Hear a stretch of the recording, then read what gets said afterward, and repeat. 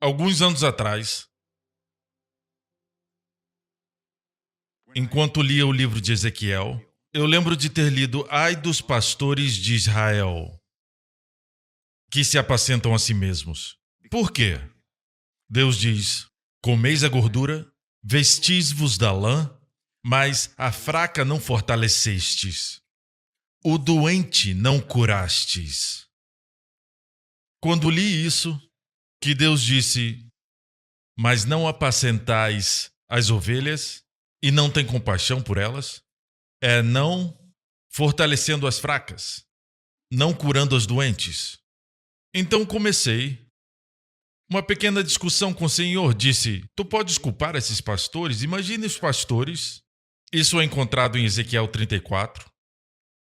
Então eu disse: Senhor, tu não podes culpar os pastores? Como podem fortalecer se eles mesmos são fracos? Os pastores às vezes se sentem fracos. Como eles podem curar se eles precisam de cura? Poder não é liberado quando oram. Então o Senhor respondeu: eu não vou responsabilizar alguém se eu não tiver dado primeiro a autoridade e o poder. Uau!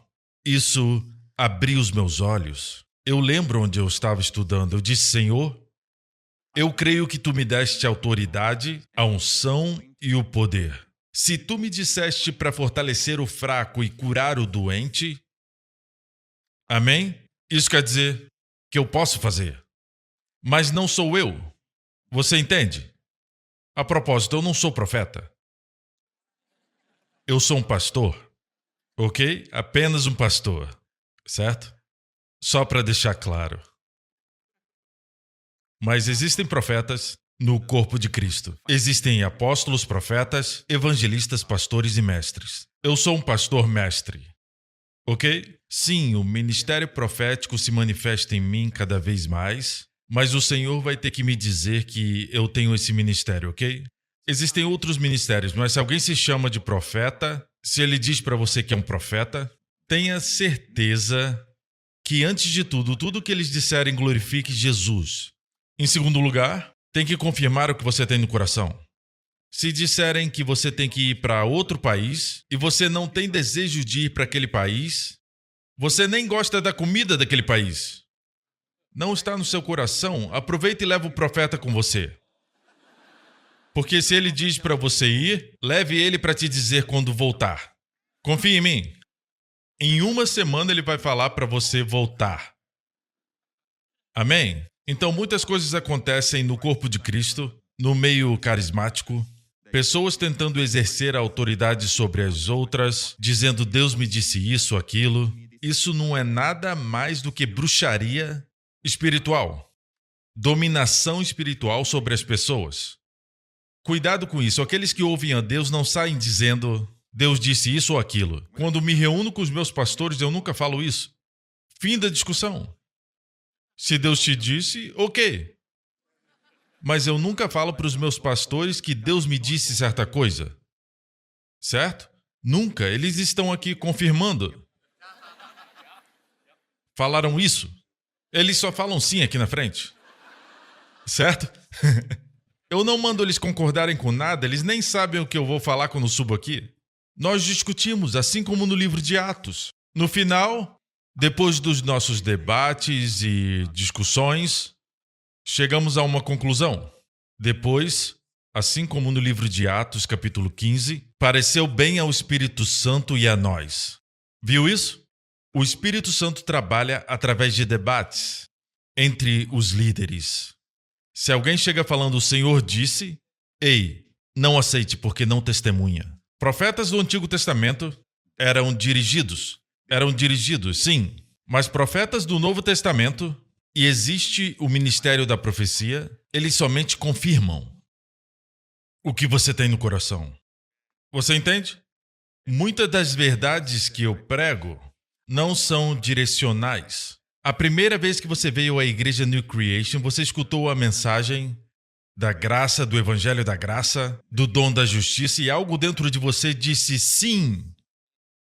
É isso que eu sei que é verdade. Mas sua mente diz mais, mais, mais. Sua cabeça pensa, mas seu coração recebe. João disse o seguinte na sua epístola: Não vos escrevi porque não saibais a verdade, antes porque a sabeis. Amém? Então, a palavra é lançada e é confirmada no coração. Muitas vezes, quando Deus fala no interior, é como se fosse um poder, como um motor de uma locomotiva. Esse motor, ele tem poder, mas não tem direção, a menos que esteja sobre o trilho. Então, a palavra pode ser considerada o trilho. Quando lê a Bíblia ou ouve uma pregação, ela confirma aquele poder, aquela paz, a unção que está dentro. Quando orar por direcionamento nesses últimos dias, vai precisar cada vez mais do direcionamento de Deus. Mais e mais. Amém? Glória a Deus. Se o Senhor disser para fazer algo, orar pelos seus filhos, ore naquela mesma hora. Lembra que eu fui me exercitar num parque? Apenas 2 semanas atrás eu falei com vocês. E eu senti que eu deveria orar. Deus me proteja das cobras. E adivinha? Menos de 1 hora depois, na verdade meia hora depois, tinha uma cobra na minha frente. E eu pensei que era um galho. Quando corro, gosto de pisar em galhos, escutar eles quebrando. Estava prestes a correr e senti de orar. Deus livra sem oração? Isso nos traz para o mistério do homem caído e por que Deus deu autoridade a Adão. E Adão tinha autoridade sobre a terra, é uma autoridade delegada, e depois ele cometeu traição. Adão fez isso, então, e deu sua autoridade ao diabo. E o diabo trouxe tudo de mal para o mundo. Então agora Deus não pode dizer, devolva a autoridade, devolva a chave que eu dei para Adão. Deus não pode dizer, diabo, devolve a chave. Ele não pode fazer de forma legal. Deus é um Deus justo. Deus tem que fazer isso de forma legal, não ilegal. Então Deus teve que trazer o seu filho como um homem, porque foi o primeiro Adão que perdeu, então deve ser um outro Adão. Por isso, Jesus é chamado de o segundo Adão. Amém? Se tornou o cabeça da raça humana. Pelo pecado de um homem, todos se tornaram pecadores. Mas pela obediência de um homem, nós nos tornamos justos. Amém? E hoje, alguns crentes ainda se identificam com o primeiro Adão, quando deveríamos nos identificar com o segundo Adão. Estão mais conscientes do que o primeiro Adão fez e todos os seus efeitos até nos seus corpos, do que estão conscientes do que o segundo Adão fez e dos efeitos do que ele fez em nossos corpos e vidas hoje. Se ouvir só isso já tá bom. Então, o propósito da igreja é desvendar cada vez mais as realidades e verdades da nova aliança. Realidades novas. E esse ano, o Senhor disse, vai ser o ano que vamos viver no cenáculo. Porque no cenáculo verdades novas são compartilhadas. Porque muitos crentes ainda estão pregando sob uma mentalidade do Antigo Testamento. Assim como Davi, ele era o único. Ele foi um homem da velha aliança, debaixo do Antigo Testamento. Testamento quer dizer aliança. Davi era um homem da antiga aliança com mentalidade de nova aliança. Porque quando ele pecou, ele sabia que a pena era a morte. Os 2 pecados que cometeu, adultério e homicídio, sob a antiga aliança era a pena de morte, mas ele sabia apelar à misericórdia e graça de Deus. Então Davi era um homem da antiga aliança com mentalidade da nova aliança. O problema hoje é que somos crentes da nova aliança com mente de antiga aliança. Você entende? A Bíblia diz que aquilo que se torna antiquado e envelhecido está prestes a desaparecer. Se gasta tempo na antiga aliança, eu não falo de ler o Antigo Testamento, porque até a pregação de hoje é sobre o Antigo Testamento. Amém? Toda a verdade lá tem muitos detalhes que encontramos, a substância no Novo Testamento, mas os detalhes estão lá. Amém? Mas não tem uma mentalidade de antiga aliança. Ela está envelhecendo e se estiver sob ela, você vai ficar velho e desaparecer. Não, ela está passando, ela já passou. Vivemos sob a nova aliança. Não estamos sob a lei, estamos sob a graça. O maior mandamento, na lei, amarás o Senhor teu Deus de todo o coração, alma, entendimento e força. Será que alguém já fez isso? Ninguém. Ninguém pode fazer. Se puder, fique de pé. Amém. Eu vou orar por mentirosos. Ninguém pode fazer isso. Ninguém. Então, qual o propósito da lei? Pela lei vem o conhecimento do pecado. Deus quer que saiba que esse é o maior mandamento. Pode cumprir qualquer mandamento, mas esse é o maior mandamento. Desses dois dependem a lei e os profetas. Ninguém podia cumprir, mas um homem cumpriu, nosso Senhor Jesus. Ele amava o Pai de todo o coração, alma, mente e força, e se entregou na cruz, porque ele ama o Pai. Eu faço como o Pai me ordenou, levantai-vos, vamos-nos daqui. E foi para a cruz. Em obediência ao Pai. Ninguém agradou ao Pai tanto quanto Jesus. Por isso Deus abriu os céus e disse: esse é o meu Filho amado em quem me comprazo. E Deus deu o Filho do seu amor por você. Por você. E você acha que Deus de alguma forma vai te ignorar? Denegrir a obra de Jesus? A obra de Jesus é completa. Ela está completamente terminada. A obra de Jesus é algo que precisamos aprender e estudar e descansar nela. Ainda estamos descobrindo o que Jesus fez por nós na cruz. E cristãos nas diferentes denominações ainda ficam discutindo sobre certas coisas. A cura foi providenciada, a cura está ali na cruz. Leia a Bíblia! Pois conheceis a graça de nosso Senhor Jesus Cristo, que sendo rico, imagina o quão rico Jesus é. Quer dizer que ele é mais rico do que o Elon Musk? Sim, mais rico. Ele colocou os diamantes e as safiras nos seus lugares. Ele possui galáxias e universos além destes. Amém. Mas se humilhou e se tornou um homem. E por 30 anos da sua vida, ele viveu como um carpinteiro, em um vilarejo humilde chamado Nazaré. E a Bíblia diz: pois conheceis a graça de nosso Senhor Jesus, que sendo rico, se fez pobre por amor de vós.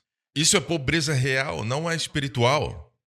O contexto ali fala de riqueza material para ser compartilhada com os coríntios, para ser compartilhada com os de Jerusalém, que eram pobres. O contexto ali fala do material, suprimento material. Pois conheceis a graça de nosso Senhor Jesus, que sendo rico, se fez pobre por amor de vós. Onde? Na cruz. Para que pela sua pobreza vos tornasseis ricos. Eu não falei que você vai ser um bilionário, eu falei rico. Vou usar a linguagem da Bíblia. Rico quer dizer abundantemente suprido, com bastante de sobra, porque se não sobrar, não pode ser uma bênção para os outros. Se for só para você, é egoísmo. Jesus se tornou pobre e não tinha nada quando estava ali na cruz. Aquele que é dono de todo o universo não tinha nada quando foi pendurado na cruz. Uma das últimas coisas que ele viu foram soldados romanos lançando sorte sobre suas vestes. Se tornou pobre para que você fosse rico. E quando ele te dá essa dádiva, você fala: não. Nós asiáticos somos assim. Tem uma história de alguém que foi para os Estados Unidos e lá eles acreditam na sua palavra. E esse homem era chinês e tinha tradições chinesas, como as nossas de Singapura. Temos algumas manias. Temos vergonha de aceitar algo na primeira vez. Quer um pedaço de bolo? Não. Nós falamos 3 nãos antes de aceitar. Certo? Essa é a tradição aqui. Na verdade, você quer o bolo. Você tá doido por aquele bolo. Amém? É o bolo que você gosta, mas você tem que dizer: não, hoje não. Mas no fundo é o que a gente mais quer. Não, obrigado. Depois disso, você espera que ofereçam de novo. E a pessoa vem: come um pedaço. E falamos não a segunda vez. Ainda não chegou a terceira. E você diz: não, hoje eu não vou comer. Tá bom. E a pessoa sai e você pensa: ele é tão mal educado. Ele não insistiu. Não, ele respeita a sua escolha. Ele acha que você está numa dieta. Você falou não. Certo? Deus te dá a dádiva da justiça e você não recebe pelo desempenho. Ela é uma dádiva. A dádiva da graça. Quando Deus diz que você é justo, a Bíblia diz: escute, isso é incrível. Se pela ofensa de um homem reinou a morte, muito mais os que receberam. Precisa receber. E a palavra recebem está no tempo contínuo no grego. Até crentes que já receberam Jesus uma vez, receberam a graça, precisam continuar recebendo. Amém? Sendo conscientes dela. Precisa receber a abundância da graça. Os que recebem a abundância da graça e o dom da justiça, diga dom da justiça, quer dizer que a sua posição justa em Deus é uma dádiva. Não desempenhamos para nos tornar justos. A obediência de Jesus nos tornou justos. O pecado de Adão nos tornou pecadores. Não somos pecadores por causa do nosso pecado. Estamos pecando por causa do pecado de Adão. Nascemos com o pecado de Adão em nós. A fábrica já estava lá. Mas da mesma forma que Jesus, o segundo Adão, morreu por nós, lembre-se disso. Aquele que não conheceu o pecado, ele o fez pecado por nós para que nele fôssemos feitos justiça de Deus. Você deve tomar o seu lugar. E Deus diz, aqui está o dom da justiça. E quando você recebe esse dom, você reina em vida. A Bíblia diz, reinará em vida. Amém? Mas o diabo vai atacar isso. O diabo ataca quem prega sobre a abundância da graça e o dom da justiça. E vai acusá-los de todo tipo de coisa.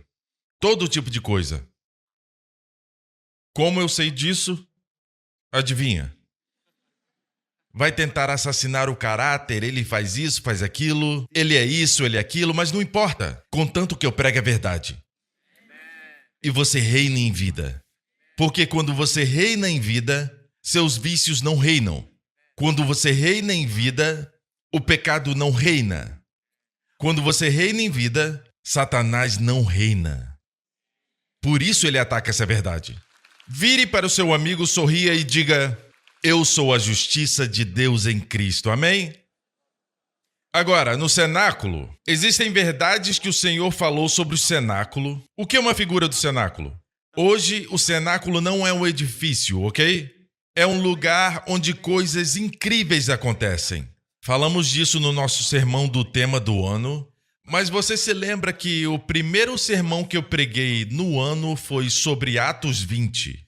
E nesse sermão nós falamos sobre o dia de domingo sendo o primeiro dia da semana. Lembre-se que Jesus ressuscitou no domingo.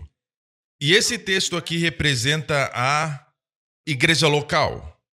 Todo crente deve ter uma igreja local. Por quê? Porque, se entendem sobre o cenáculo ou não, Deus ordenou o cenáculo físico no Antigo e Novo Testamentos, como um lugar da igreja. Posso ouvir um amém? Agora, olha isso. No primeiro dia da semana, estando nós reunidos com o fim de partir o pão, hoje não celebramos no sábado. O sábado tudo está feito e você descansa no sábado. Shabat. Shabat, que é a palavra hebraica para dia de descanso. Nós começamos com descanso. Primeiro dia depois do descanso é o dia do Senhor. Você precisa descansar antes de poder fazer e executar com sucesso. Da outra forma, você trabalha e depois descansa. Você entende? Isso não é incrível? A perspectiva de Deus é diferente. Nós entramos na obra completa de Jesus. Não temos que fazer nada para receber a salvação. Ela é uma dádiva. Nós recebemos o dom da justiça por sua graça. É uma dádiva. Então reinamos. É aí que podemos fazer e servir. É a parte em que devemos fazer. Mas se não entrar no descanso, não vai poder fazer. Amém?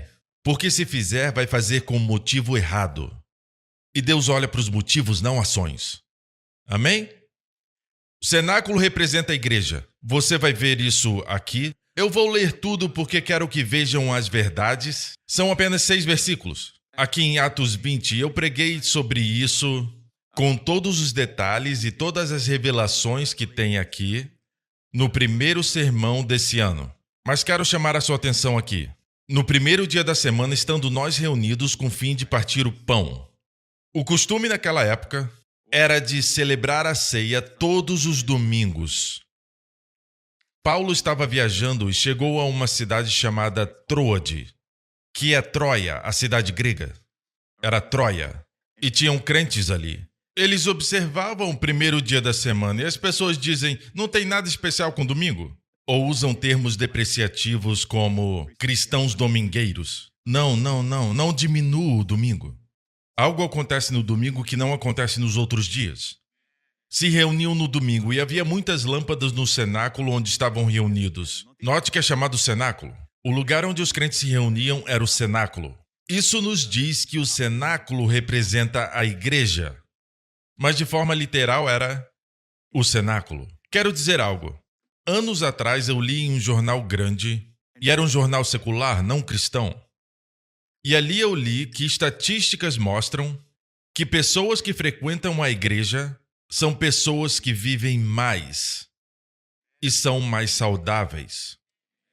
Eu queria ter cortado essa reportagem com essas estatísticas, mas ficou comigo esse tempo todo. E eu não acho que é qualquer igreja. Se você prega a tradição, Jesus não está no centro do seu sermão. E se você prega sem unção, não tem unção do Espírito Santo, não acho que é essa a igreja. Eu creio que a pessoa que fez essa reportagem visitou igrejas onde Deus está se movendo. Coisas acontecem. Amém? Você me entende? Havia muitas lâmpadas no cenáculo onde estavam reunidos um jovem chamado Eutico. Seu nome era Eutico e estava sentado numa janela.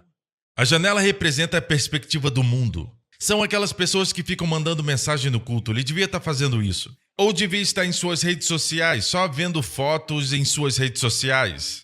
Ou devia estar distraído, olhando para fora, falando, a lua está bonita hoje. Ele estava olhando para o lado de fora, certo?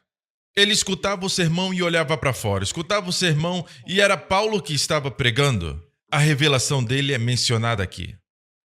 Ele adormeceu na revelação de Paulo, a revelação da justiça em Cristo.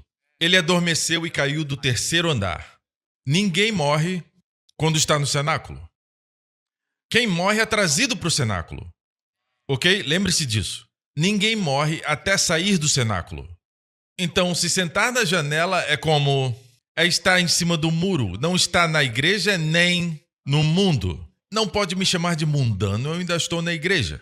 Não pode me chamar de desviado. Eu não estou em sintonia com o mundo. Quando dizem que não estão em sintonia com o mundo, o que querem dizer é que preferem usar a sabedoria do mundo do que a de Deus. Quero que saiba algo. Haviam 3 jovens e Daniel que foram levados cativos para a Babilônia. E a Bíblia diz que o rei queria que eles comessem a comida que foi oferecida aos ídolos. O rei Nabucodonosor. E eles negaram e se posicionaram com Deus. E a Bíblia diz que quando eles foram questionados, depois de um tempo, eles se recusaram a comer a comida e, na verdade, eles comeram lentilhas e vegetais e coisas assim. Mas não faça isso uma doutrina e mande as pessoas fazerem isso. Foi a bênção do Senhor e eles se posicionaram. E a Bíblia diz que quando o examinador voltou para examiná-los depois de um tempo, eles tinham uma aparência melhor e estavam mais robustos do que todos os jovens da Babilônia, naquela mesma faixa etária. Não somente isso, a Bíblia diz em toda cultura e sabedoria, certo? E conhecimento. E essa era a ciência e o conhecimento da Babilônia. Era mundano. Eles eram 10 vezes mais sábios. Então você nunca perde fazendo do jeito de Deus. Amém? Você será 10 vezes mais sábio.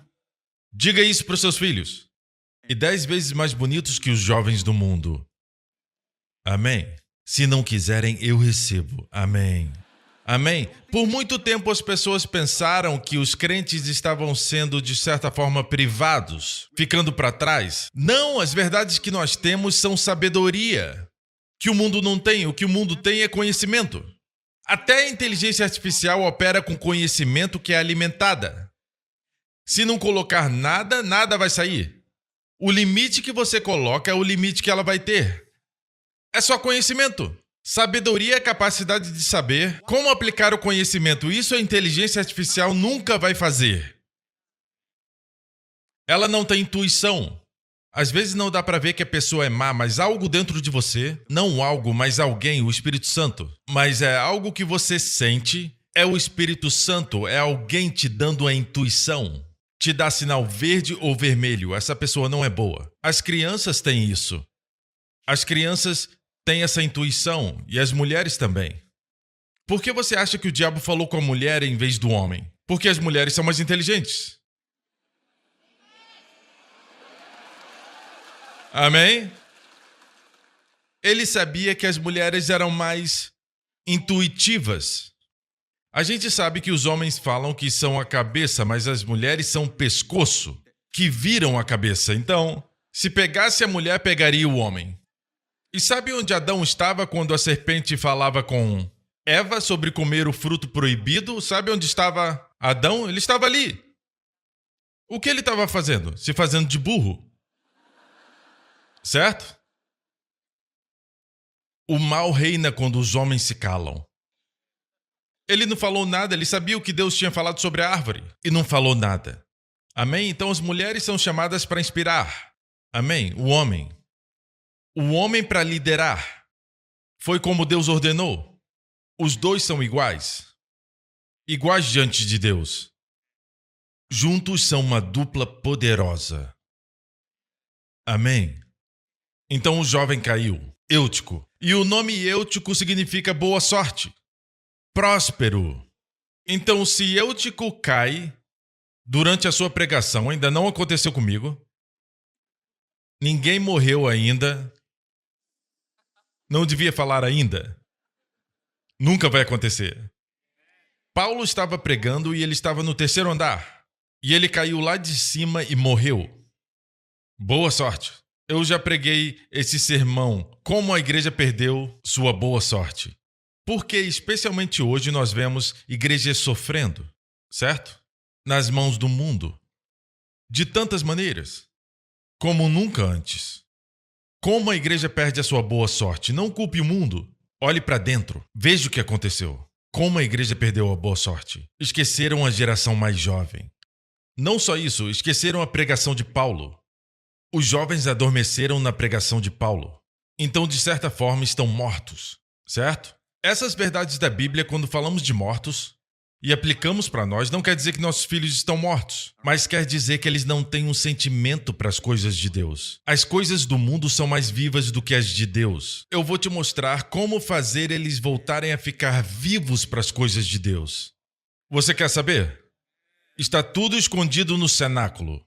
O que Paulo fez foi ele desceu, eu não vou ler o texto todo. A propósito, essa boa sorte, esse Eutico, se perdeu o Eutico na sua vida, se não está num estado afortunado ou de prosperidade, seja a sua empresa ou família, aprenda essas verdades. A boa sorte, o Eutico, é o ideal de Deus. Cair quer dizer o quê? Deus não quer que você caia. Amado, acima de tudo, faço votos por tua prosperidade e saúde, assim como prospera tua alma. Descendo, porém, Paulo inclinou-se sobre ele e, abraçando-o, disse: não vos perturbeis, que a vida nele está. Ele o abraçou. Devemos abraçar essa geração com a revelação paulina. Que revelação é essa? Que a justiça hoje é uma dádiva. Pode se consertar com Deus apenas recebendo a dádiva. Através do Senhor Jesus. Amém! E o mundo ainda pensa que falamos sobre fazer o bem, e dizem: eu não consigo fazer o bem. É só para aquele povo. Outros vão para o outro extremo. Isso é para aqueles hipócritas na igreja. Quando alguém disser isso, você pode dizer: então vem, vai ser mais um hipócrita na igreja. Vamos te receber. É isso que o mundo gosta de fazer. Eles falam isso porque isso justifica eles. Mas eu vou te dizer algo. A hora está chegando que as respostas só vão ser encontradas na igreja, no cenáculo, como vamos ver aqui. Até no que diz respeito aos nossos próprios filhos. Alguns dizem: Deus não cura mais hoje. Se o seu filho adoecer, são os primeiros a levar seus filhos para o médico, para o hospital. Amém?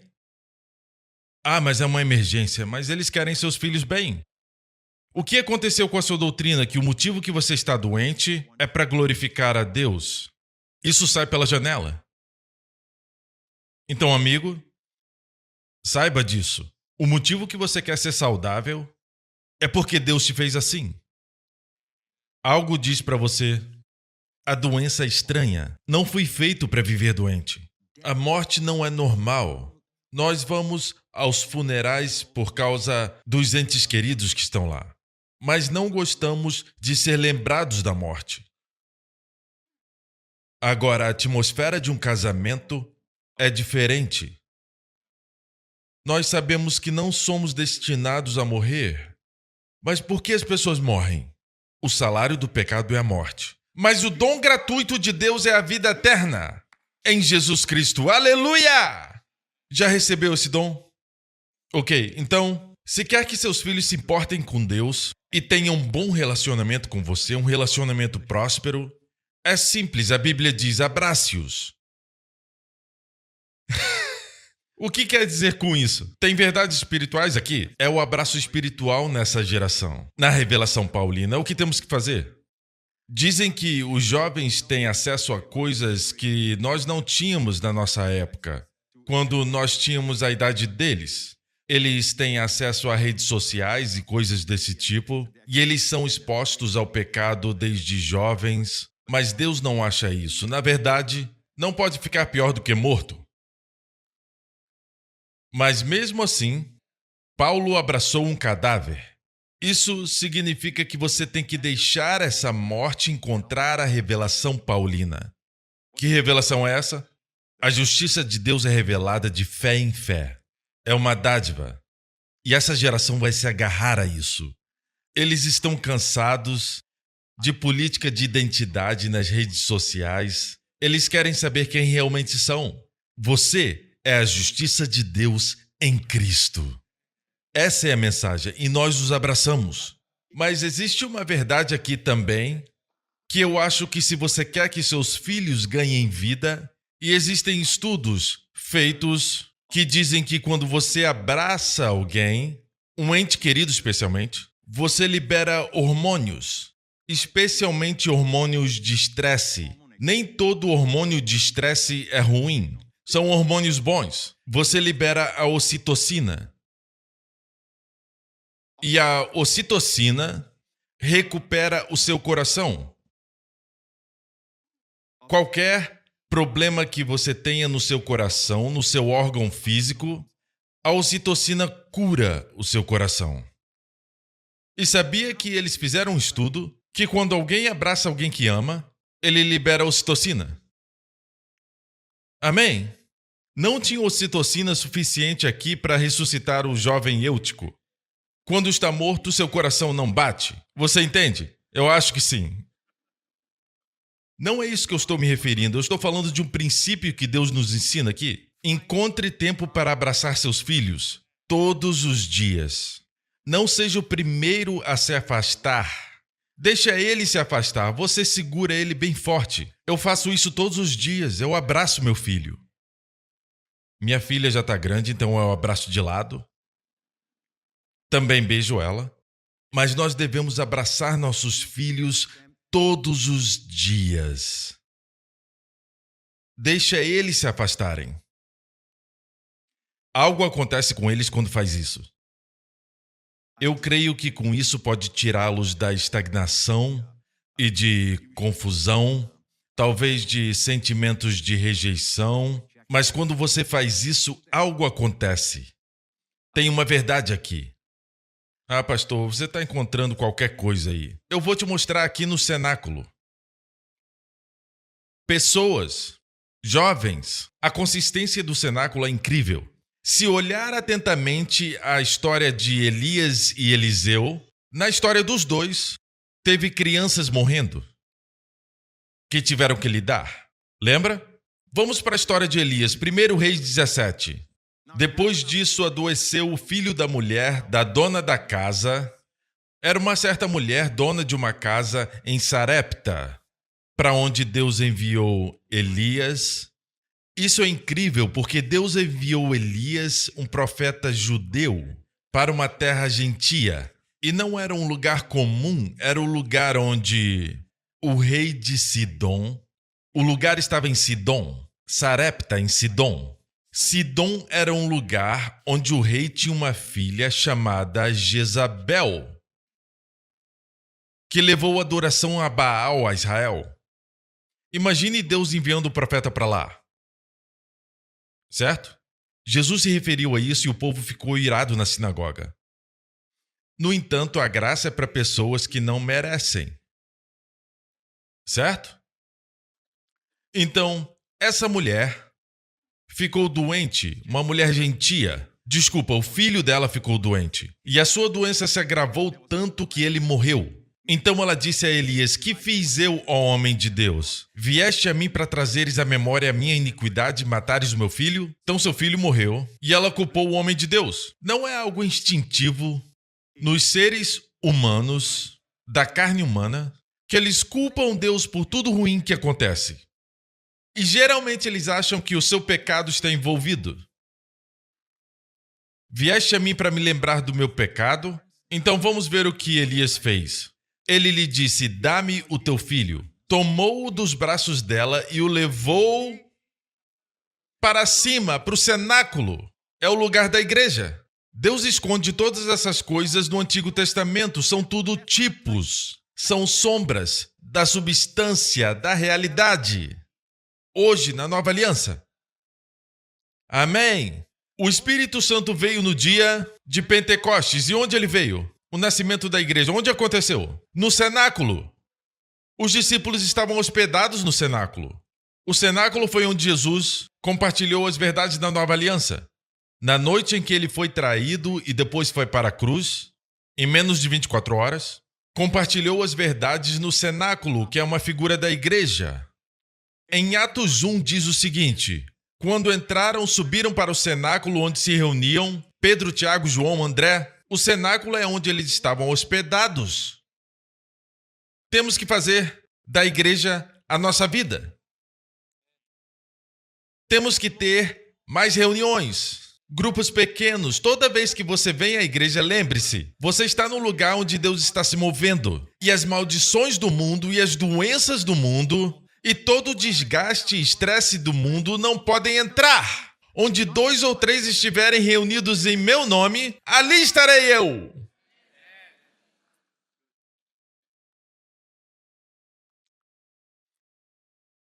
Então, era um lugar onde se reuniam. Era a igreja. Não diga que você pertence à Igreja Universal. Não faça isso. Vamos ser práticos. Todos os cenáculos têm a sua expressão na igreja local. Tem que encontrar uma igreja local. Se não gosta dessa, procure outra. Não gosta desse pastor, procure outro. Tem muitos pastores em Singapura. Homens bons. Amém? Mas não fique aí. Nhê. Amém? Vá para outro lugar e comece a adorar. É para o seu próprio bem. Estou falando isso para o seu bem. Amém? E desocupe a cadeira. Ok. Não, estou falando sério. Eu não espero que todos gostem de mim, porque a Bíblia diz: ai de vós quando todos vos louvarem. Por favor, fala mal de mim. Certo? Então eu não espero isso. Mas se você não flui aqui, procure um lugar que flua. Não fique e fale mal. Procure um lugar onde possa ser alimentado. Se falar mal não vai me ferir. Nenhuma arma contra mim vai prosperar. E toda vez que uma língua se levanta contra mim, eu a vou condenar. É isso que diz em Isaías. Eu não falo para mim, eu falo para você. Você fala. E fere a si mesmo. É danoso. Encontre um lugar de descanso. Digo isso porque amo você. Certo? E para o resto, que querem ficar, por favor, fiquem. Amém? Se todo mundo for embora, eu vou ficar. Vou pregar para mim mesmo e para os tagarelas aqui. Ok? Vem aqui. Ei, eu comecei com ele. Na verdade, ele começou comigo e ainda estamos juntos. Podemos começar de novo. Amém? Então,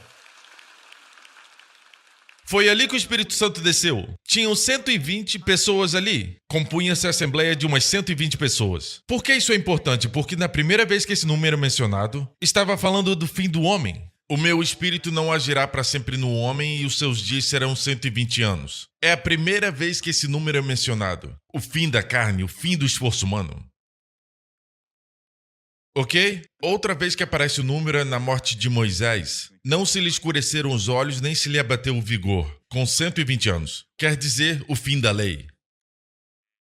O fim da lei, o fim do esforço humano, o fim da lei. A lei quer dizer esforço humano de qualquer forma. Outro lugar que aparece foi quando Salomão, no templo, estava sendo dedicado.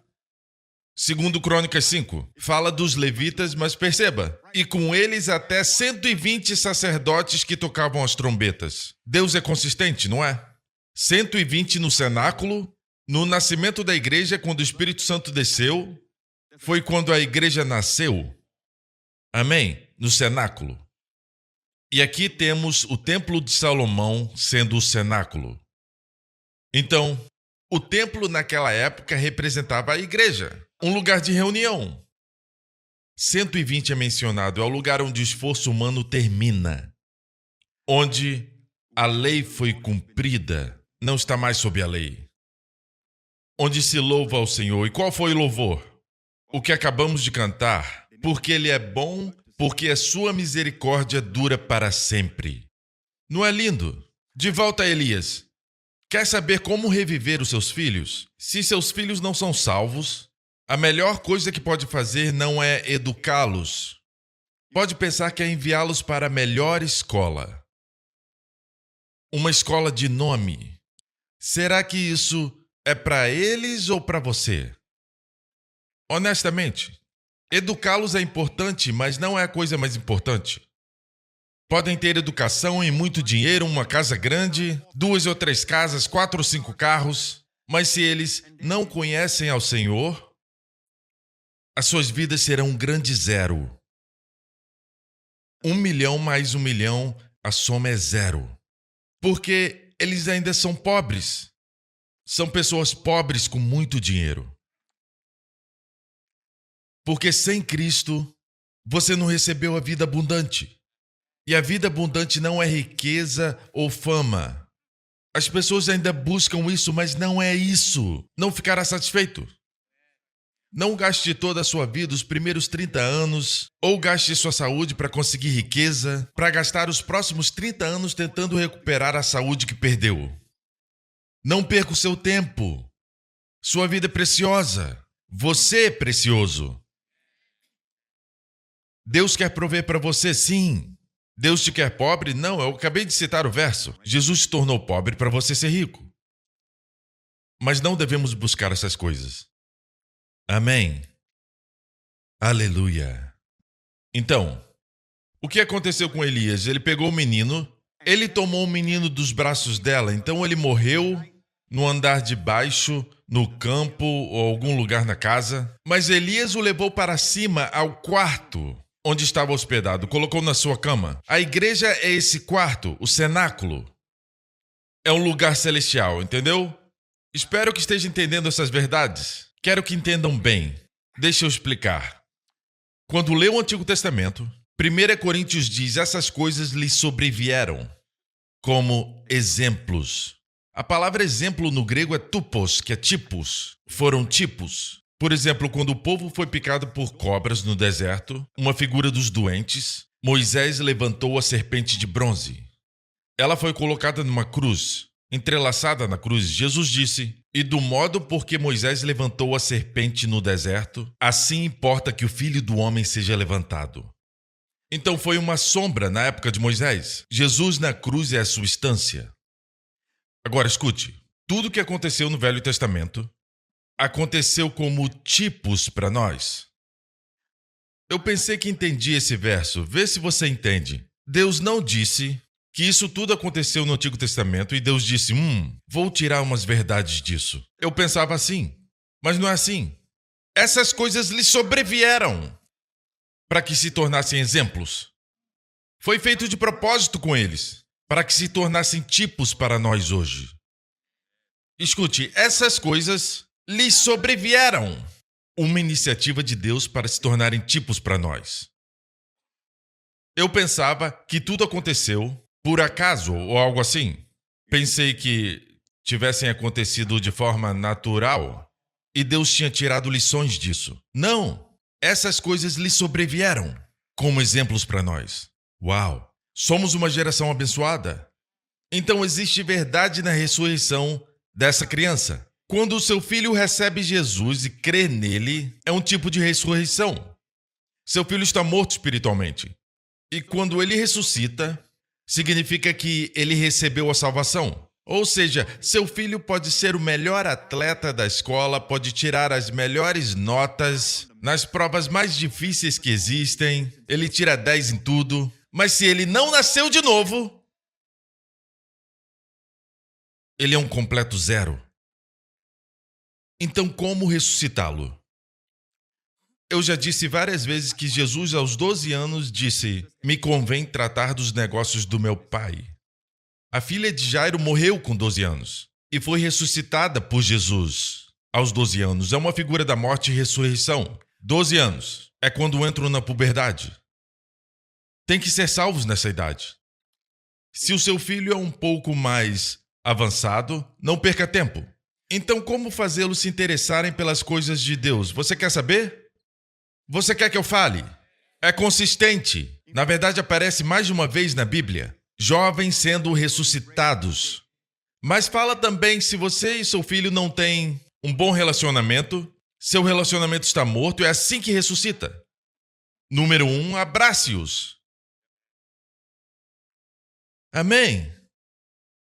Não diga nada, só abrace. Segure por um tempo. Eu falo pro Justin, só mais um pouquinho. Você quer jogar aquele jogo no meu celular? Então me abrace, só mais um pouco. Sim, faça isso com seus filhos. Não vai ter essa oportunidade por muito tempo. Mas não é apenas o abraço físico, é abraçá-los com a revelação paulina. Então, ele pegou o menino, porque ele não o ressuscitou lá embaixo. Por que o levou para o cenáculo? Tem uma verdade aí. Deus quer que saibamos que a ressurreição acontece na igreja. Mas, pastor, o meu filho não gosta de vir para a igreja. Minha filha não gosta de vir. Quando você fala isso, o teu filho tem mais de 12 anos? Ele ainda está debaixo dos seus cuidados? Ele ainda está debaixo da sua provisão? Então faça ele vir. Ah, mas se forçar, ele não vai gostar. Pode não gostar agora, mas vai gostar depois. Se fizer ele levantar peso, não vai gostar agora, mas vai gostar depois. Amém. Coma! Eu não gosto. Coma! É bom para você. Depois, quando comerem, vão sentir falta dessa comida quando morarem em outro país. O que eles comem hoje não vão esquecer. Ensina a criança no caminho que deve andar. Quando envelhecer, não se desviará dele. No hebraico é: treine a criança com a boca dela. O que eles falam? Sim, é verdade. Ensine-os o que devem falar. Como declararem coisas boas. Mas não somente isso. A boca ali fala de comida também. Quando envelhecer, não se desviará dela. Não é verdade? Não importa se for para outro país, você nunca vai esquecer. Arroz e feijão. Não vai esquecer. Feijoada. Você nunca esquece. As comidas boas, certo? Porque foram colocadas na sua boca quando era uma criança inocente. Mesmo que não gostasse. Que tipo de criança gosta de pimenta? Quando elas são pequenas. Mas agora não vive sem pimenta. Você esqueceu que não gostava. Traga-os à igreja e diga: se você quer aquilo, vem comigo. Somos tão delicados, eles chamam de paternidade calma. Certo? Quero dizer algo. Eu quero ser um amigo do meu filho. Seu filho não quer um amiguinho, ele quer um pai. Eles querem um pai, querem uma mãe. Não prive eles disso. Amém? Vou te mostrar as verdades que Deus me deu. Falei que ia fazer isso no início do ano. Me dá só um tempinho. Daqui a pouco eu termino. Daqui a 3 horas. Então não se preocupe, ok? Vai ser rápido. Levou o menino para o quarto e o deitou em sua cama. Por que levá-lo para o cenáculo? Trazê-lo para a igreja? Amém? Porque isso é colocá-lo num lugar de descanso. Lembre-se disso. De quem era essa cama aqui? A cama de Elias. Não era a cama de qualquer um. Era uma cama mágica? Não. Mas vai ver um princípio aqui. Próximo verso. Então clamou ao Senhor e disse: ó Senhor meu Deus, olha isso. E estendendo-se 3 vezes sobre o menino, ele abraçou a criança. Você viu isso? Vou te dar uma revelação. Eu perguntava ao Senhor por que ele se estendeu sobre o menino. Ele ressuscitou a propósito? Não façam isso num funeral. Não pule em cima do defunto. Ok? O que temos que aprender é o princípio. Amém? Mas não limite a palavra de Deus. Isso é espiritual, é para fins espirituais, fins parentais, mas também para ressuscitar os mortos. Amém? Deus levanta os mortos hoje? Sim! Amém? E eram jovens, não velhos. As histórias de ressurreição nos evangelhos são sempre jovens. Então, observe isso.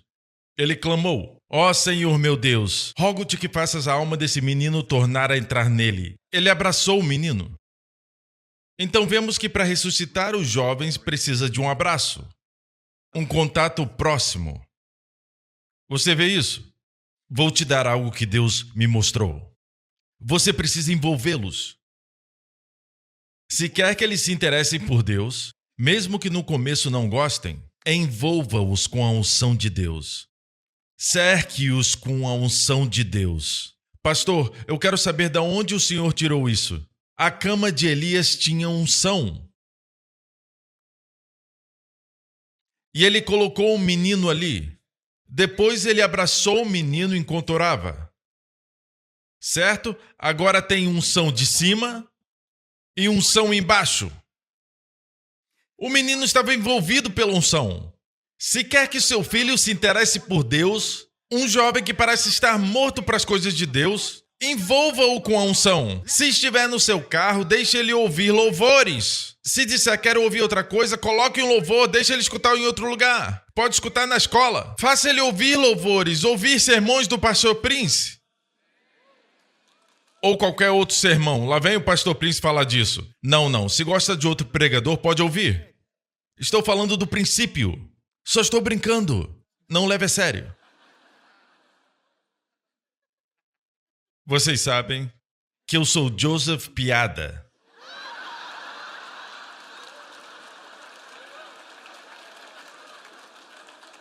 Não, isso foi horrível. Foi péssimo. Ok. Mas eu estava só brincando. Ok. E a alma do menino tornou a entrar nele e reviveu. Elias tomou o menino e o trouxe do quarto à casa e o deu à sua mãe e lhe disse: vê, teu filho vive.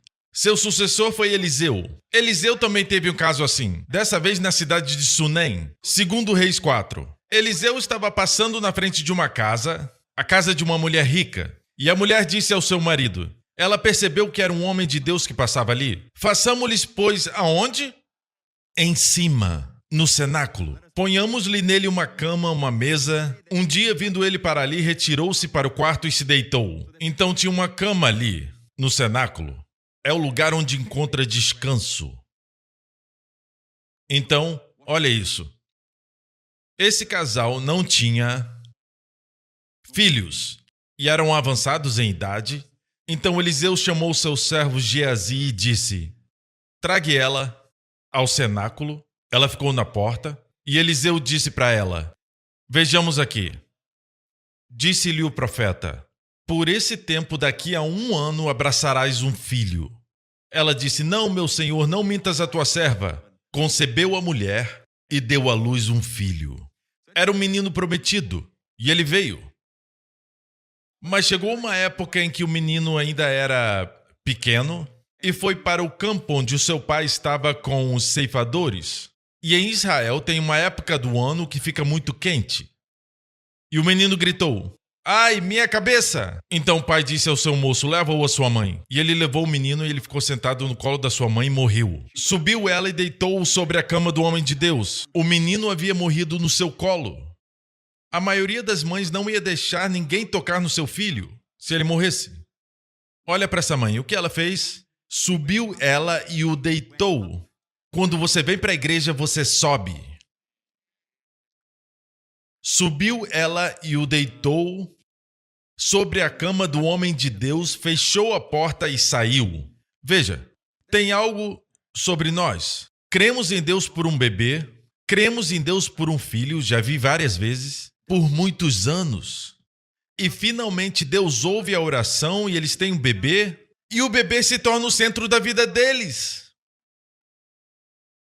Não dá para levar a criança para a igreja. Tem muita gente na igreja, tem muita bactéria, tem muitos germes. Não dá para levar. Mas adivinha? Eles ficam em casa e o bebê fica doente. Por quê? Porque deixaram o bebê num lugar onde o diabo pode atacar. O diabo sabe que se apertar um botão ele pode te pegar. Se preocupam muito. O mundo inteiro de vocês está centrado no bebê. O diabo sabe exatamente onde atacar. Você está colocando a criança em perigo. Preguei um sermão muitos anos atrás sobre isso, está também no meu livro, Viva a Vida Despreocupada. Minha filha Jéssica, eu me preocupava tanto com ela que ela ficava doente. Me preocupava muito e ela continuava ficando doente. Eu culpei tal lugar, culpei tal pessoa, culpei até a escola dominical, talvez eles não tinham visto que tinha criança doente. Culpei todo mundo. Minha vida girava em torno dela, minha primogênita. Então o Senhor me disse, é por causa de você, está colocando a vida dela em perigo. Colocando ela em perigo. E eu disse como? Se preocupando muito. Onde você larga, o suprimento flui. Onde não se preocupa, a minha proteção está lá. Quanto mais se preocupa, na verdade, você aperta o cano que vem do céu. Amém? E não tem suprimento para ela. Se quer o melhor para ela, coloque Jesus no centro, não ela. Ele é o Senhor da sua vida. Ame-a, mas não faça dela seu Senhor. Amém? E não se preocupe tanto com ela.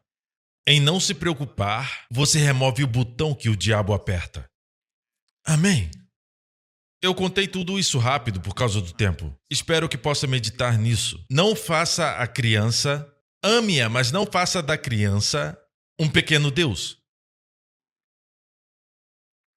Ok? Confie e deixe Deus trabalhar. Ficar em casa, confinado pelas paredes. Super proteção. E a criança fica cada vez mais doente. Crianças super protegidas têm a propensão de pegarem todo tipo de doenças. Isso é por causa da super proteção dos pais. Seu corpo não tem resiliência para lutar contra os vírus. Ok? Quer ressuscitar o seu filho? Quer que sejam salvos? Cerque-os com a unção. Eliseu fez isso. A propósito, ele estava no Monte Carmelo, aqui é Sunem. Então, a esposa desse homem pegou um jumento e eu estudei quantas horas levariam para chegar. Era mais ou menos 4 ou 6 horas. Para chegar no Monte Carmelo, para chamar Eliseu. Então, a criança já estava morta 5 horas. E mais 5 horas para voltar. 5 horas indo e 5 voltando. Já tinha se passado 10 a 12 horas. Numa viagem com um jumento. Então, Eliseu chegou, tendo o profeta chegado à casa, eis que o menino estava morto sobre a cama. Se o menino morreu no campo, por que levaram o menino para o quarto, para o cenáculo? Muita gente pensa assim, meus filhos são muito delicados, eu não vou levá-los para a igreja, eles são muito sensíveis. Não, não tenha medo. Se forem crianças mais velhas e não querem vir, faça-os vir. Eu não gosto de forçar nada. Um dia você vai chorar lágrimas amargas. Vai chorar. Sabe por quê? Porque você não forçou. Quando eles esperavam liderança. Às vezes as crianças querem liderança. Você não precisa ser mau, é claro. É melhor você vir, senão... Não desse jeito, certo? Mas você vai. Eu sei que você gosta de ficar em casa, mas você vai. Amém? É assim. Se você está vivendo debaixo do meu teto, você vai. Um dia vão dizer, eu agradeço a Deus pelo meu pai. Ele nunca negociou comigo. Não chore essas lágrimas. Então, observe que agora temos o mesmo padrão. Eliseu chegou e o menino estava morto. Então entrou, fechou a porta sobre eles ambos e orou ao Senhor. Subiu à cama, deitou-se sobre o menino. Deitou-se sobre o menino, havia unção. Estou certo? Não é? Deitou-se e o que aconteceu? Próximo verso. Então se levantou e tornou a subir e se estendeu sobre o menino. Esse espirrou 7 vezes e abriu os olhos. Faça eles espirrarem 7 vezes por dia. Eu só estou brincando. Ok, então, e abriu os olhos. Olha o princípio. A criança estava deitada na cama dele. A sua cama era o lugar da unção. E o que significa o ato dele abraçar? A unção de cima. O menino estava num sanduíche divino. Cerque-os com a palavra de Deus, com a unção de Deus. Amém? Toda vez que estiverem perto de você. Sabe o que eu faço com o Justin quando eu pego ele? Tem certos dias que eu pego ele na escola e eu falo pra ele, até a gente chegar naquele poste, a gente vai orar em línguas. Se ele está fazendo de forma legalística ou não, não me importa. Eu sei que quando ele começa, ele vai entrar no fluir depois. Às vezes pergunto, você falou em línguas na escola? Toda vez que você sentir medo ou nervoso, um frio no estômago, ore em línguas e vai começar a melhorar. Amém? Amém? Então, o menino ressuscitou. Aqui temos o mesmo princípio, o de abraçar. Agora, quando você está na igreja, vejamos o Salmo 92. É um cântico para o dia de sábado, que é o domingo para nós. É o princípio do dia do Senhor. Todo sábado os judeus cantam essa canção. Diz, bom é render graças ao Senhor. Nessa canção ela te diz que recebe a unção. Veja o versículo 10. Porém, tu exaltas o meu poder como o do boi selvagem, derramas sobre mim óleo fresco. Olhe para mim. Você precisa da unção. Unção na sua cama, onde você mora. A Bíblia diz que Paulo, eu ia te mostrar que no cenáculo, no capítulo 14, Jesus disse, versículo 12, em verdade vos digo, fará as mesmas obras que eu tenho realizado, e fará ainda maiores do que estas, porque eu vou para a presença do Pai. Obras maiores. Então, olha isso. Você precisa da unção para as obras. Como eu consigo essa unção, pastor? Eu vou chegar nessa parte. Observe. Diz, derramas sobre mim um óleo fresco. Aonde consegue? Na canção para o sábado. Todo sábado eles vão para a sinagoga. Certo? Para nós é o dia do Senhor. Você precisa de unção fresca todo domingo. Eu peguei desse princípio. Você sabe quando a sua porta faz muito barulho, você coloca nas dobradiças óleo. E o que acontece? Ela flui. Quando faz as coisas com unção, seja na sua empresa ou como pais, existe uma certa facilidade. Quando passa óleo no seu corpo, sua mão desliza. Quando você coloca óleo, como os fisiculturistas fazem, eles têm uma aparência melhor. Ficam brilhando. Mas não só isso, torna tudo mais suave, fácil, sem esforço. A paternidade com unção fica mais fácil. Seus negócios com unção ficam sem esforço, certo? Mas onde você consegue óleo fresco, é fresco porque você acabou de receber no dia do Senhor, na igreja. Vai sair daqui com óleo fresco? Não somente isso, toda vez que vem à igreja, fica mais saudável. E vive mais. Porque esse salmo termina assim, plantados na casa do Senhor, plantados, florescerão nos átrios do nosso Deus. Os átrios são lá fora. Você quer prosperar lá fora? Esteja plantado na casa. O segredo do sucesso lá fora está aqui dentro. Esteja plantado, não somente frequente. Quando eu consigo, eu venho. Quando dá, eu vou. Hoje choveu, então não fui. Você está plantado, com sol ou chuva você está plantado. Os que estão plantados florescerão nos átrios do nosso Deus. E não acaba por aí. Na velhice darão ainda frutos. No original hebraico não tem a palavra velhice ali. A palavra usada ali é avançado.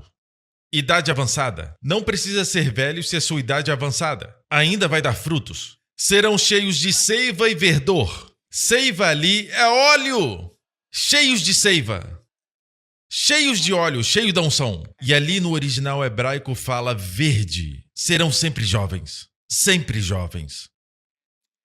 Eu oro para que você aprenda a usar a unção para saber o que falar para os seus filhos, o que não dizer, amém? E também aprender a expor eles mais e mais. Traga-os à igreja. Se eles falarem que não gostem 1, 2, 3 vezes, não pare. Porque as crianças geralmente amam o que os seus pais amam. Se o pai torce para o Liverpool, eles vão torcer também. Na maioria das vezes isso acontece. Se a mãe gosta da Taylor Swift, certo? E você expõe a criança às suas músicas, ela vai começar a gostar. Cuidado com o que expõe seu filho. Cerque-os com a unção de Deus. E seus filhos vão viver e não morrer. Amém? Glória a Deus. Obrigado, Jesus. Cabeças baixas e olhos fechados. Obrigado, Senhor. Quantos querem uma unção fresca? De novo, saiba disso. Se eu orar por você ou não, toda vez que vem, recebe uma unção fresca. Eu oro em nome de Jesus, Pai, que todos os que estão ouvindo a minha voz recebam óleo fresco. Pai, eu peço que tu providencies uma unção interior, que os ensine, que os guie quanto ao que fazer, dizer e onde ir. Que eles obedeçam a essa unção. Independente do que sua lógica diz, que eles obedeçam essa paz interior, essa unção. E conceda a eles a unção fora, a unção que está sobre eles, para orar pelos enfermos, para orar por aqueles em volta deles e que eles vejam milagres acontecer. Pai, eu peço que tu os conceda uma unção fresca, agora mesmo, unção para ressuscitar os mortos. Aleluia! Pai, eu te agradeço que não somos pessoas normais. Somos pessoas cheias de óleo, cheias da unção do Espírito. Amém? E vamos sempre dar frutos, sempre florescer. Faça que criemos raízes em uma igreja local. Em nome do Senhor Jesus. E todo o povo diga amém. Mais uma coisa. Se você quer receber Jesus, amém? Só mais uns segundos. Faça essa oração comigo. Não saia desse lugar sem fazer essa oração. Diga, Pai Celestial, eu creio que Jesus morreu pelos meus pecados e ressuscitou dos mortos para minha justificação. Jesus Cristo é meu Senhor e meu Salvador. E agora eu sou justo em Cristo. Amém. Fique de pé. Glória a Deus. Deus te abençoe. Fale para o seu vizinho. Eu fui ungido com óleo fresco. Agora pode ir. Deus abençoe vocês.